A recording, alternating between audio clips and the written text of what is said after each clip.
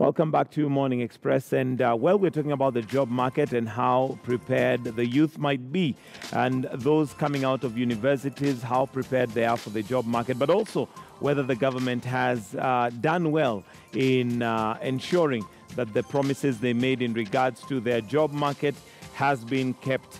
And let me also open up the phone lines and give you the opportunity to also weigh in and let us know what your thoughts are on this. In case you're watching and you'd like to, weigh in and possibly give us your comments, your thoughts, maybe a question, you're welcome to do so. The phone lines are going to be displayed on your screen as we continue with this conversation. And let me come to you, Mr. Akach. And one of the questions or concerns that has been raised by Steve is the preparation of the universities in terms of possibly using the old system and the old curriculum, whereas the job market is changing very, very fast. I was just mentioning off air that I saw not too long ago of a job description of an emoji expert. Yes. That's something maybe even 6 months ago, maybe even a year ago, did not exist. But because of the change of technology and the fact that that's where many people are now, you have jobs coming up that were not existent. Is the curriculum changing as fast as the job market? Let me start by saying this. There are challenges that are facing the education sector at the moment, and there is a lot of research that is going on in the education sector because of the emerging trends in education. Now, some of the things that the government is doing is to ensure that there is the element of promotion of what you call science, engineering, technology, and innovation, like when you talk about emoji. Now, what is happening is that as a government, the government has a policy of ensuring that every constituency has a technical training institute. And that is a policy that has been there. And almost within the next 1 or 2 years, there should be one technical training institution in every constituency. Again, the other policy is that every ward is supposed to have a vocational training center, what then formerly used to be known as the youth polytechnics. Again, there is a very heavy investment in terms of infrastructural development and equipping of the TVET institutions, especially in the area of science, engineering, and technology, with a promotion of innovation. That is actually one thing that is going on. Again, in the TVET institutions, we have come up with what you call an examination body, which is totally different from the Kenya National Examinations Council. We have what you call Curriculum Development, Assessment, and Certification Council. This is an examination body that is working very closely with the TVET institutions, especially the national polytechnics and the industry, where you have the Kenya Association of Manufacturers and other relevant bodies to come up with a curriculum which is actually industry-driven rather than a curriculum which is learning institutional-driven. That is, again, what we are doing so that we avoid the mismatch between the industry and the training institutions, including the universities. Again, there are also other things that the government has done. You realize that we have had even the TVET graduates. You know, TVET has been treated in the past in this country as an AOB, that those who have failed examination are the ones who are supposed to go to TVET. And we are demystifying this kind of thinking. And what we are saying is that whether somebody has scored a D-, this person is able to proceed on from a youth polytechnic up to the university. Here you are training somebody who is both hands-on and hands-off. Our concentration so much is on hands-on because at the end of the day, Kenyans would want to get food on the table, regardless of a forest of certificates that one may have. Then the other thing that the government has done, which is actually in place, is the formation of what you call a TVET authority, Technical Vocational Education and Training Authority. This one is able to regulate the number of TVET institutions. You realize that we have had so many TVET institutions. Some are on top of shops and what have you. We are regulating this and looking at even the quality of the kind of training and whether they meet the threshold in order to be registered. Again, the government is put up certain things in our TVET institutions, such as the promotion of what you call a CBET. CBET is curriculum-based education and training. That is an emphasis on hands-on rather than hands-off. Because here you have somebody who has probably a degree in mechanical engineering, but cannot be able to deliver. All right, Steve, Yes. are you convinced that these are possibly the right directions and the right steps to take? And let's also step back a bit and remember that one of the promises Jubilee government had made in 2013 was to have laptops and tablets for schools, which possibly would have advised that they're looking at it from a technology-based, although poorly implemented. Could that have been maybe the step in the right direction, if well done? I think first and foremost, the key investment being done by the government in the technical institutions is a step in the right direction. Because what we need to do is look at creating sustainable jobs in an economy that is actually needed. Let us go back a few years. Our economy is actually agro-based. Yeah, and it's agro-based in an ancient way. So we need to find a way to be able to move our agrarian revolution to the next level as a country.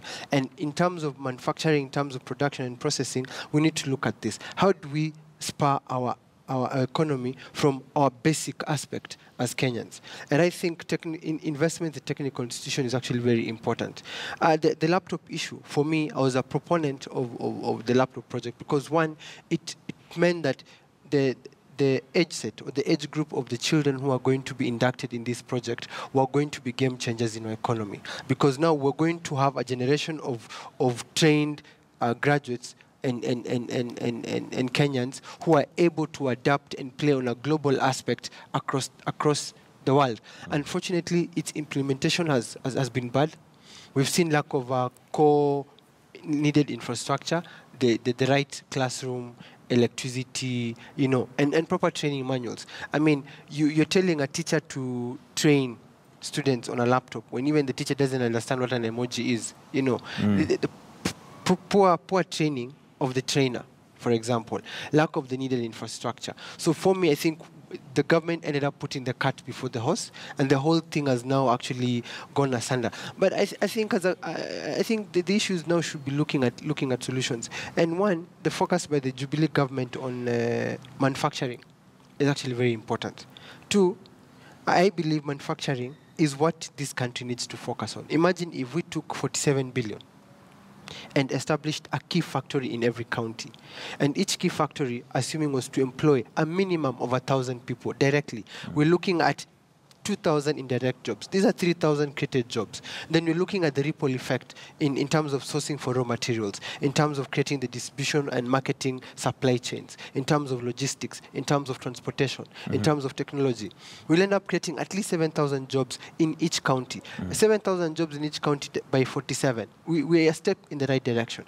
But I think the issue is more coordination between the government and the other related government agencies in terms of education, in terms of commerce, in terms of industrialization, in terms of banking, in terms of taxation, to be able to understand the future. And Mr. Kachi, I'll come to you on that, on whether that you think is a good direction to go, especially with manufacturing, because it sounds good on paper, but practically you'd also know how many students you're releasing, and we'll come to that. But let me take a few calls, and we'll start with Nduati Joseph. Good morning, Nduati. Thank you for calling to your comment or question. Good morning. Yes, good morning. I'm following up the discussion about the economy. But it's something that we are missing as a nation. Okay. The first thing is when we talk about what I'm hearing about manufacturing or processing, this is the end of by means of trying to upgrade what we already have. But the problem is we don't have a proper strategy in addressing the economy state of this country. One of the key things that I fail to understand, particularly now, is the byproduct. What are we manufacturing? What are we processing? What are we exporting? The problem in Kenya is we end up to be a consumer economy.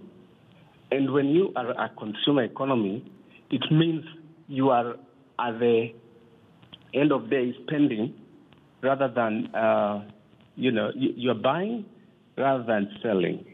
So there is a challenge, and we need to address the issue first of understanding what we are offering. Okay. You know, and if you have a product that is becoming a solution, then it means somebody is in need of your service.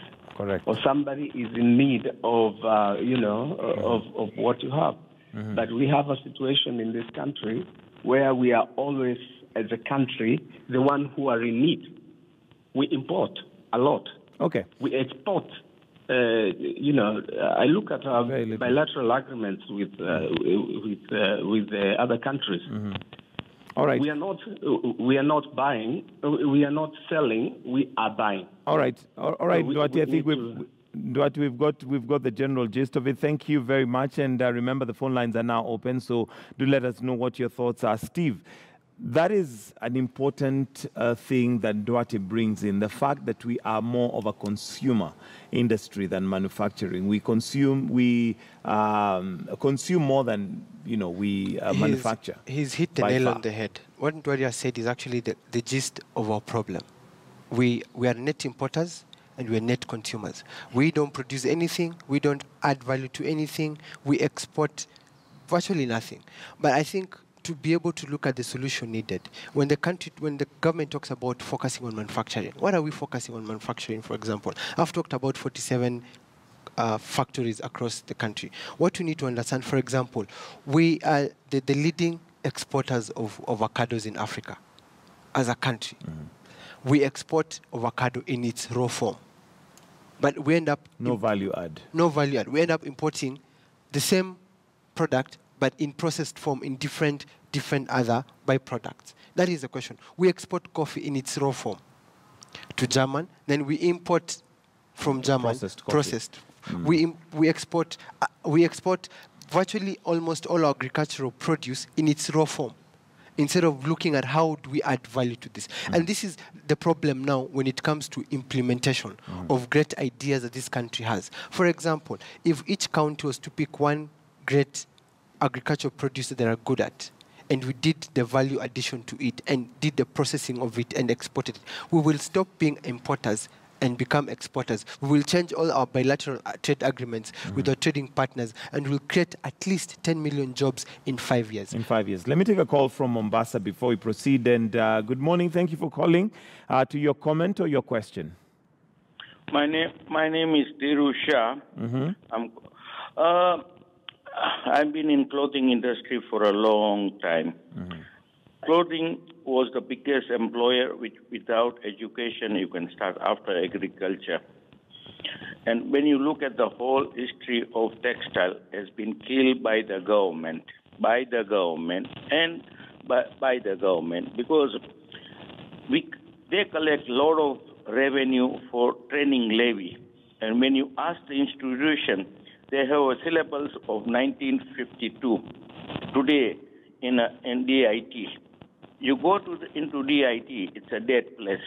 Only thing, people go for a meeting, collect their money, and remove. South Africa was successful. Money was given to the industry, not to the government employees or nobody, no labor department involved. Whole training institutions were run by the industry by itself. And they came out with all the best. What happened in Mauritius, what happened in Zimbabwe, all these institutions are run by the industry, not by the government. Government has nothing to do with it. All the budget is done by them. All the money is given to the industry, and they develop the institution. Right now, whatever government is doing, they have no hell and tail of the thing what is happening of tomorrow. Thank you. All right. Thank you very much, Dara Shah. And as we conclude, we don't have much time. So, Mr. Akach, also weighing in on what Mr. Shah has said there, the government's involvement in some of this industry sometimes may work against us because of bureaucracy, red tape, corruption. It slows down the whole industry. Yet those who are the players in it don't have much of a say. I may not comment on that really, but I think basically mine is about the unemployment, the cause of unemployment situation in this country. Of course, what Mr. Shah is saying could be one of them, but what I'm saying is that we are addressing seriously as TVET institutions the 4 Jubilee agenda, that is manufacturing and housing and health and the others. And what we are doing is that we are involving the industry in coming up with a curriculum that we can now be able to use to train Kenyans. You see, all these things that people are talking about are based on the education system that we have actually had, because we have had a system of education that has been hands-off. Hands-off in the sense that there is no involvement of the industry. Now, let's take, for example, we were working with the Japanese government on manufacture of certain spare parts, mechanical spare parts. And it is important, as much as Kenyans may be saying that we were able to manufacture, to export mechanical parts to China, the first institution in the country. We have been able to do that. But closely working with the industry, I think we can be able to do that, because there has been a disconnect between the industry and our learning institutions. And that is why I tell you that whatever, a nation is a nation because of the system of education.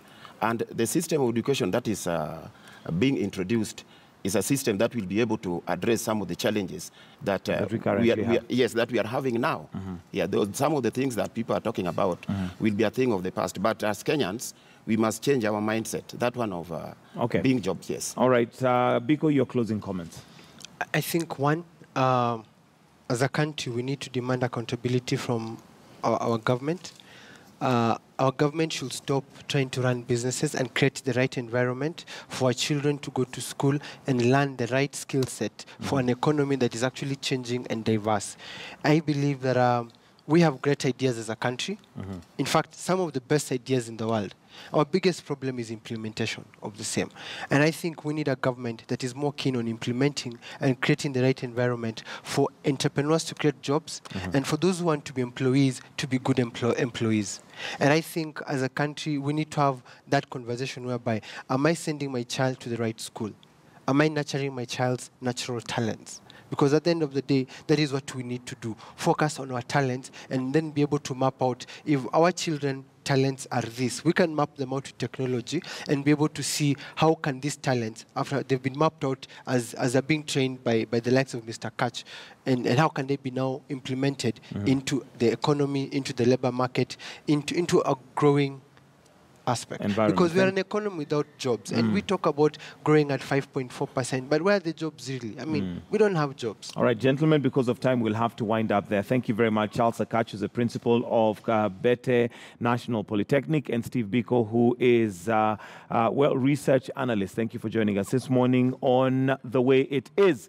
And for now, we're going to take a short break, but remember, today being Monday, we've got Sports Chat coming up with Robin Toskin, and I'm sure there's a lot to be excited about with the FIFA World Cup trophy arriving in Kenya. We've also got the table tennis seeding complete and a lot more when it comes to sports. Also find out what the sporting activity was like over the weekend. That's all coming up right here on Morning Express. So for now, we take a short break. Sports Chat is up next. Thank you, gentlemen. Thank you.